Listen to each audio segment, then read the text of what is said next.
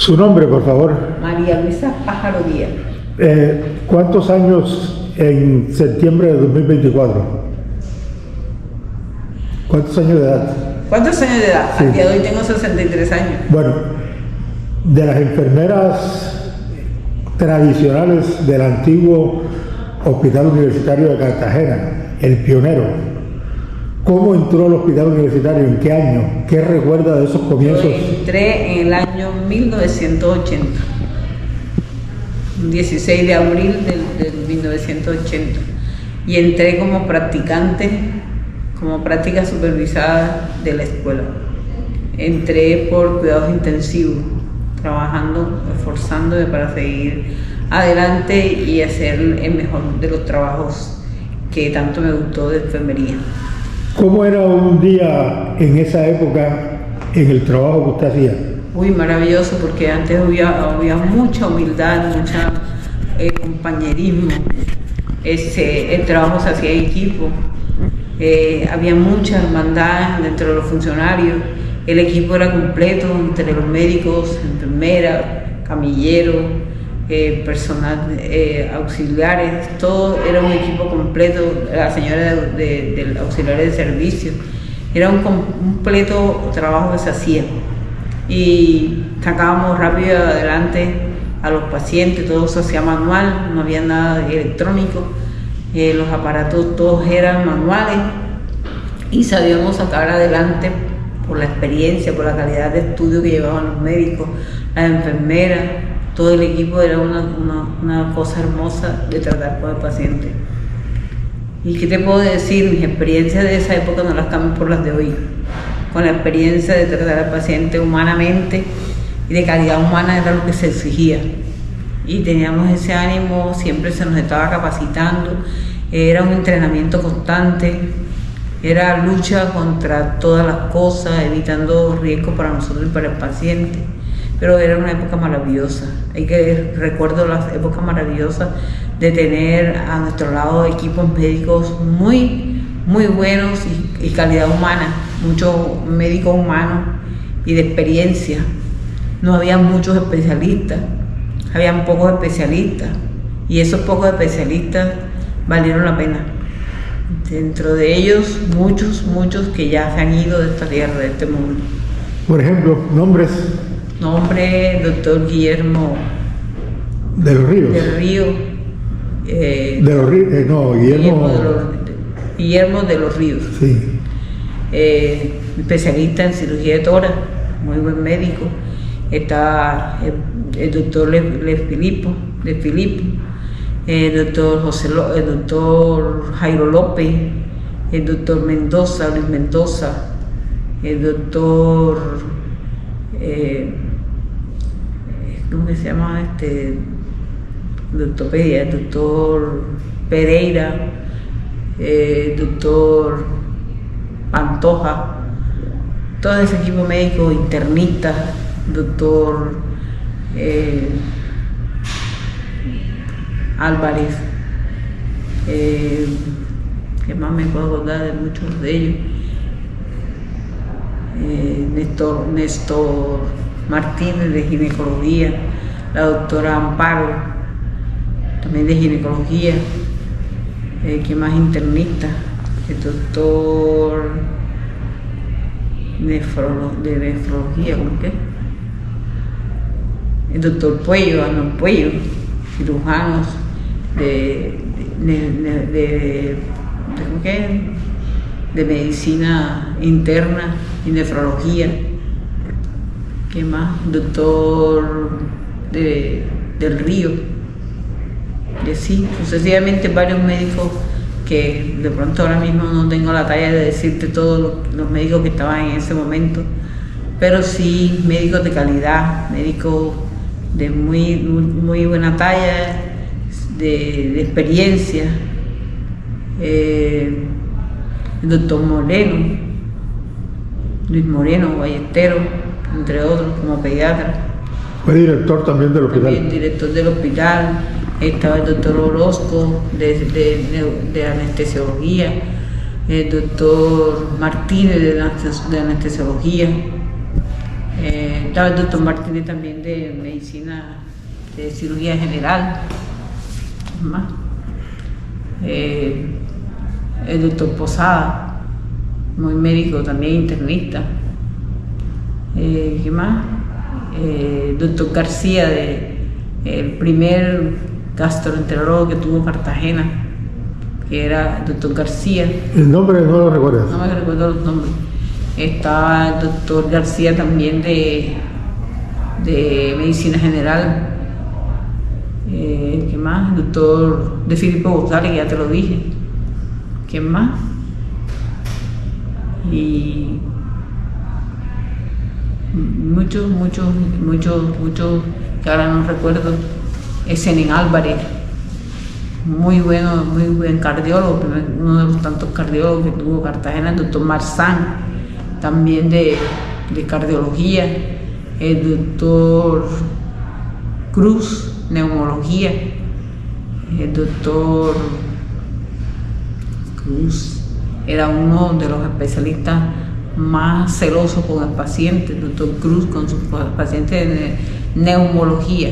Valencia Abdala no estuvo allí también. Valencia Abdala estuvo también, que el doctor Faciolince de oftalmología. Miguel. El doctor, sí, el doctor, ¿cómo se llama ese viejito? El doctor Marzán de anestesiología. Bueno, de las compañeras enfermeras, ¿a quién recuerda, María Luisa? A María López, enfermera que fue jefe de cuidado intensivo muchos ratos. Lucy Vidal López,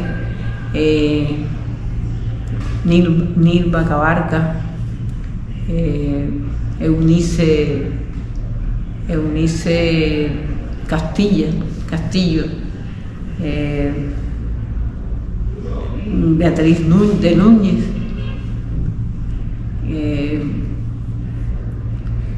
Lenis Come, Lorenza era secretaria, Lenis, Yolanda Guardo,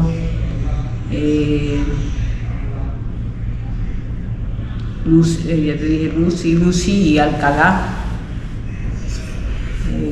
Gregoria González, Ana Turizo, Ana Milena, no me acuerdo el apellido de ella. Aracelis, ¿qué es Aracelis? No me acuerdo el apellido de Aracelis.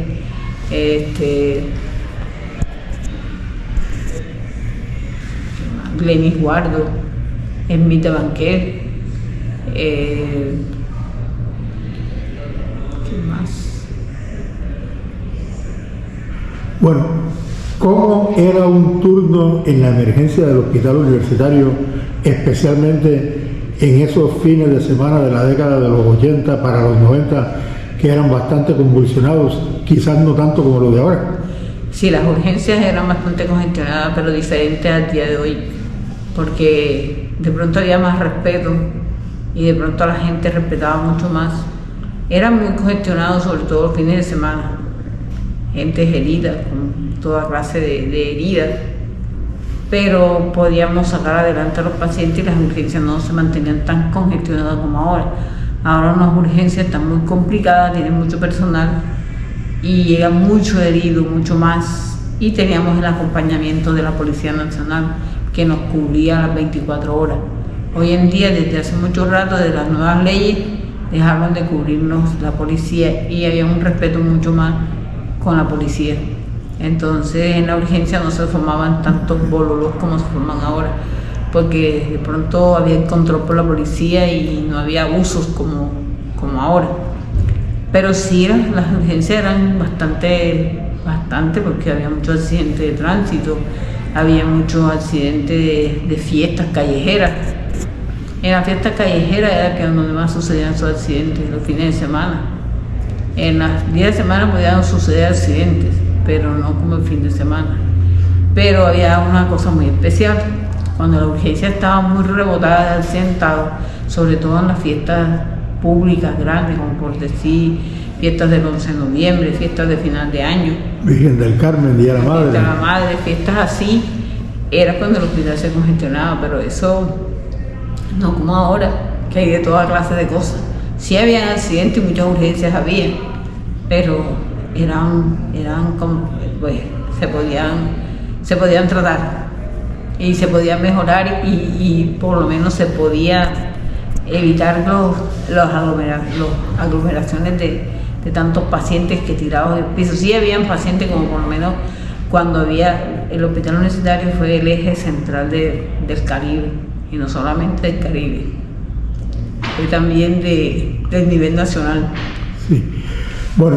Y ese nivel nacional, cuando vi ese nivel nacional, aquí llegaban pacientes de todas partes, especialmente de Chocó, de La Guajira, venían pidiendo el auxilio en Córdoba, todo Córdoba se venía para Cartagena.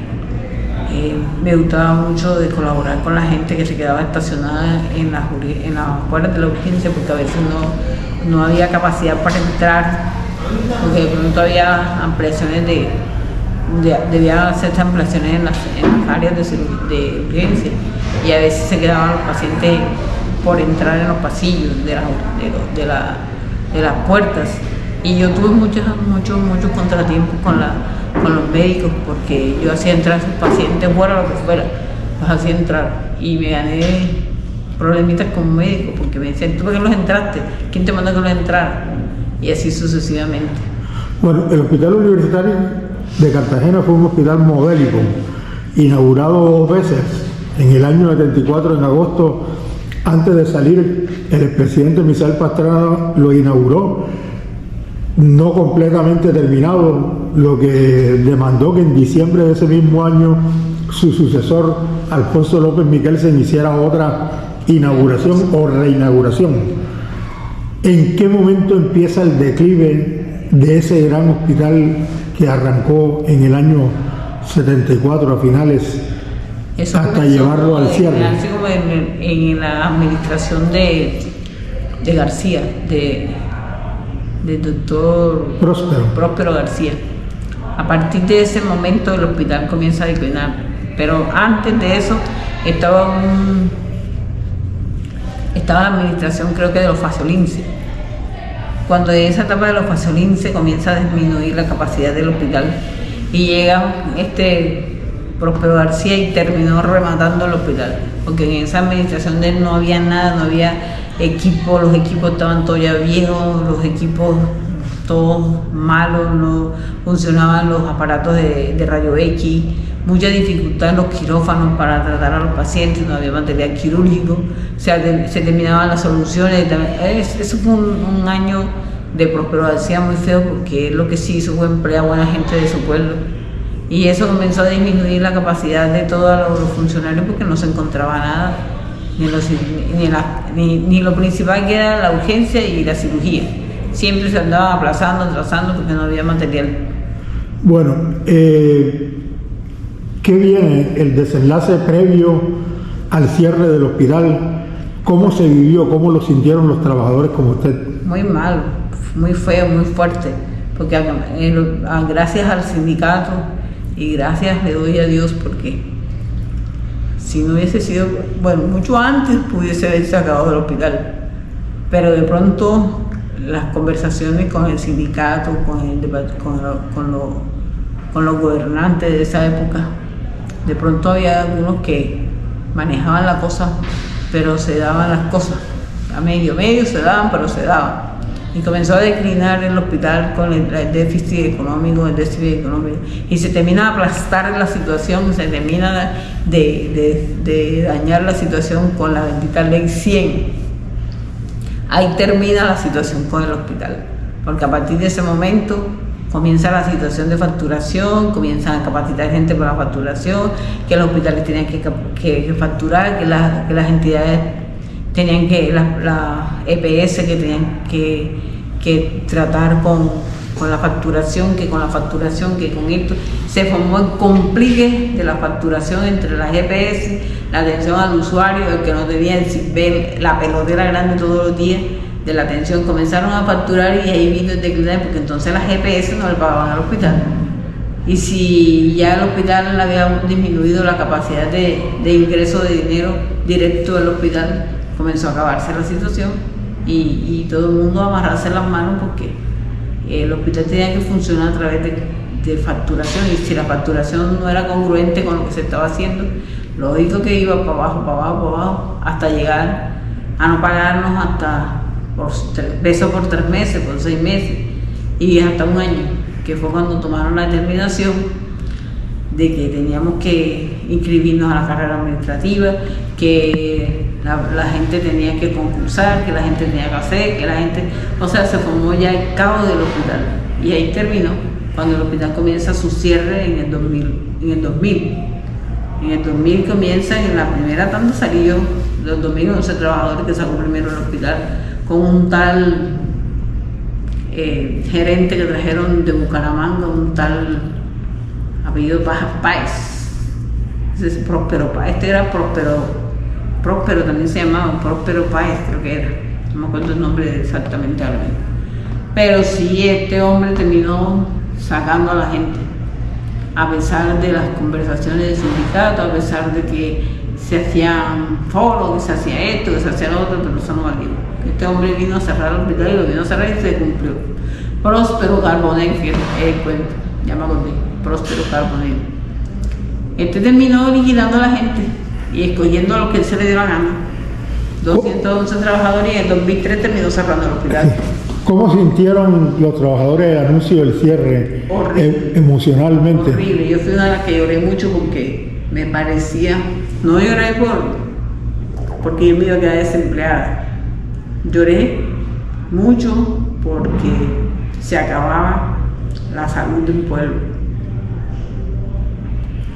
¿Cómo le impactó la noticia de las tanquetas en la puerta del hospital para impedir que entraran los trabajadores cuando ya se decidió el cierre definitivo? Eso no lo viví yo.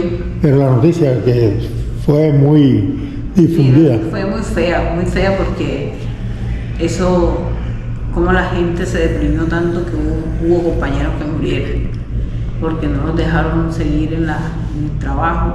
Eso deprimió a mucha gente, fue deprimente para todo el mundo, hasta los que estábamos afuera, porque se nos acababa la vida ahí.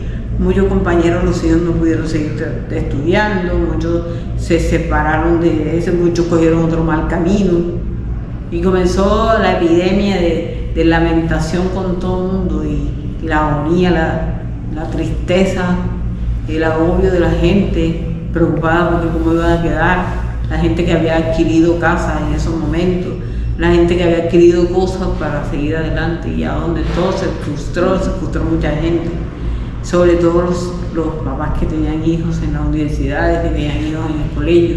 Todo eso se vino a pique y todo eso fue un lío, más lío y tristeza sobre tristeza, que hubo compañeros que se murieron de entrada, se murieron de la depresión. Bueno, ¿qué noticia ha tenido usted sobre el funcionamiento del hospital luego de la reapertura que se hiciera en la administración de Libardo Simancas Torres? Bueno, tuve la dicha de que fui escogida entre el grupo de humanitarios al momento de abrir el hospital universitario. ¿La reapertura? En la reapertura tuve la oportunidad de la inauguración, de estar presente en la inauguración, porque me buscaba el doctor,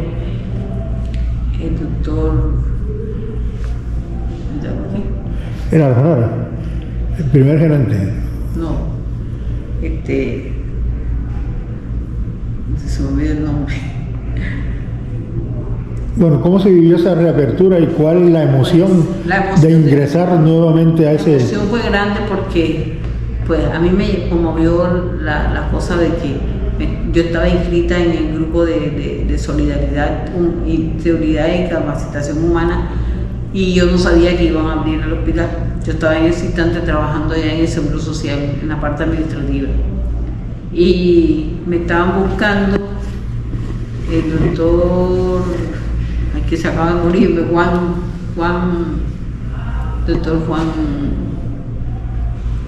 ¿Juan qué? Bueno, ahora mismo no me acuerdo. él y el equipo administrativo que en ese entonces iban a abrir el hospital se acordaron de un grupo de personas del universitario, del viejo hospital, que iban a hacer muestra del acompañamiento de la gente que iba a ingresar, porque ya habían escogido en su mayoría gente nueva. Y entre eso buscaron a Cid Jaramillo, a Maravilla Pájaro, a Lenia Gómez, ¿a quién más fue? A María del Fe. Bueno, ese grupo fue un grupo como de 10 compañeros que íbamos a brindarle la solidaridad a los nuevos que venían, porque toda la gente iba a ser nueva. Y muchas de ellas estaba también Ingrid Vázquez, estaba Eunice Castillo, estaba Nilva Cabarca, ¿qué? Marta, que no encuentro el apellido ahora mismo.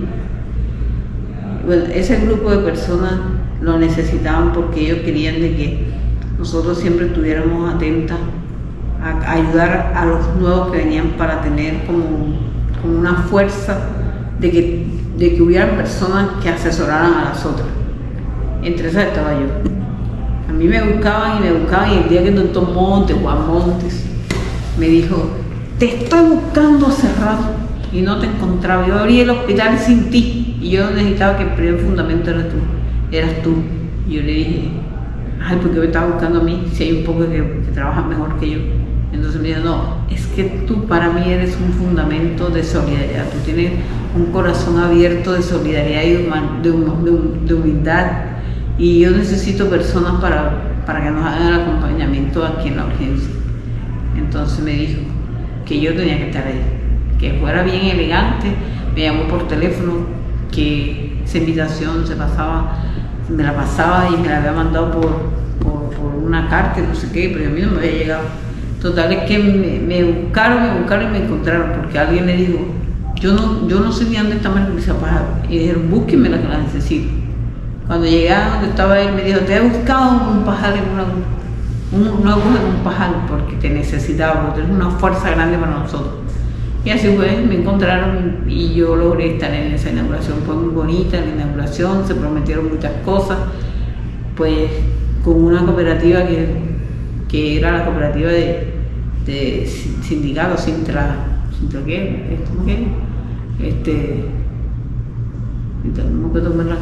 ¿cómo era? No me acuerdo el nombre de la cooperativa. En todo caso, esa cooperativa empezó muy bien, nos empezaron a pagar muy bien y todo más, pero se acabó con que los fondos de ellos ya no quisieron, no sé qué pasó con ellos. Entonces que desistieron de eso y comenzaron a contratar empresas que nos subsidiaran, nos suministraran el empleo. Y de todas esas, pues hasta el día de hoy creo que el hospital se sigue manteniendo con unos contratistas que a veces son muy malos y otros que son re buenos y así. Bueno, recuerdos, anécdotas, nostalgias que recuerdes. Bueno, una de las nostalgias que recuerdo yo fue con el doctor Guillermo de los Ríos. Buen cirujano, buen hombre fuerte para hablar.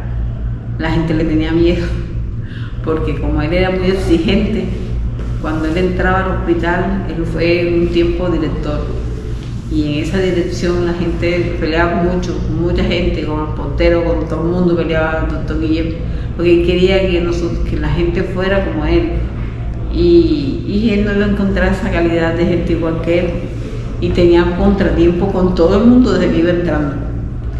Pero muchas cosas muy bonitas y muchas cosas muy malas. ¿Por qué? Porque era muy buen cirujano, el mejor cirujano que tenía Cartagena y la costa, porque era el mejor cirujano que tenía Cartagena y la costa. Ese señor pasaba de hospital en hospital porque él no tenía descanso, porque en todas partes necesitaban cirujanos de toro. Este señor empezó a tener problemas grandes cuando fue director ¿cómo que se llama eso? De la seguridad nacional. Policía cívica. Sí, Sí, era nacional, Sí. policía civil. Entonces, ¿qué pasa? Que él se tomó muy a pecho esa situación y comenzó a tener mucha exigencia con él mismo y con la gente. Entonces, él como ya tenía esa parte de dirección, él se sobleva porque al hijo de él se lo matan en ese diciembre. Y no se sabía, él que estaba en el reloj público con otros más, y no sé qué pasó allí y el hijo se lo mata. Y se lo mató creo que un delincuente. Ese señor como que empezó a tener su problema de psicología, psiquiatría, qué sé yo, y empezó a atacar a los delincuentes. Y como estaba de director de la defensa civil, entonces ¿qué pasa? Que él como que se tomó muy a pecho esa situación y maltrataba a los delincuentes. Pero el que quería a él lo ayudaba, el que no quería no lo ayudaba. Pero en esa época había un peligroso aquí en Cartagena, muy peligroso. ¿El Farolo no sería? Era el Farolo. Ese Farolo terminó muerto porque él lo había intervenido varias veces y cada vez que él llegaba al hospital él lo trataba, pero esa vez el Farolo fue malherido y tuvo problemas con él, porque inclusive esa vez me acuerdo que yo estaba de turno y hubieron muchos atracos esa noche, atraco, cuando empezó la atracadera aquí en Cartagena, que no se soportaba uno montarse en un bus cuando ellos estaban atracando. Entonces había peladitos de 12, 13, 14 años que atracaban todos los días, todas las noches, fines de semana, y era una banda que había aquí entre La Pajarera con otro barrecito que queda ahí abajo de La Pajarera. Eso pasaban bajando de esa loma y eso tenían un lugar donde se daban plomo. Y llegaban esos pelados heridos del hospital. Y este señor se tomó la tarea de perseguirlo. Y en esa persecución yo digo que eso fue el resultado de la muerte del hijo. Ahí dentro de eso estaba el Farolo. El Farolo se daba puñetazos, o sea que vivía como por Olaya, como por ahí por, ¿qué se llama eso? Bajando de la Cruz Roja para allá. ¿Cómo se llama eso? Ese barrio. Bueno, de la Pajarera se bajaban y de allá para acá se subían a eso. Y eso era como una contienda que había. ¿Pandilla? Sí, una pandilla. Ahí fue donde empezaron las pandillas. Esas pandillas se iniciaron entre los barrios La Pajarera y Boston. Eso era un encuentro de todos los fines de semana. Llegaban todos accidentados. Entonces este señor, como era director de la defensa civil, y comenzó a perseguirlo. Y muchos de ellos, él decía que se las iba a pagar, y muchos de ellos murieron en esas situaciones. Lo que no se sabe es que, bueno, pero sí sé que él hasta el corazón propio lo cogía cuando llegaban esos pelados así, que le rajaba aquí para hacerle la cirugía de todo cuando llegaban puñalados, y nos decían que el bandido ni se muere, el desgraciado ni se muere. Mira, yo le cogí el corazón a este tipo y se lo manipulé, fuera uno de nosotros ya él no hubiera muerto. Y está envergado, vivo, pero sí le prestaba atención a esa situación.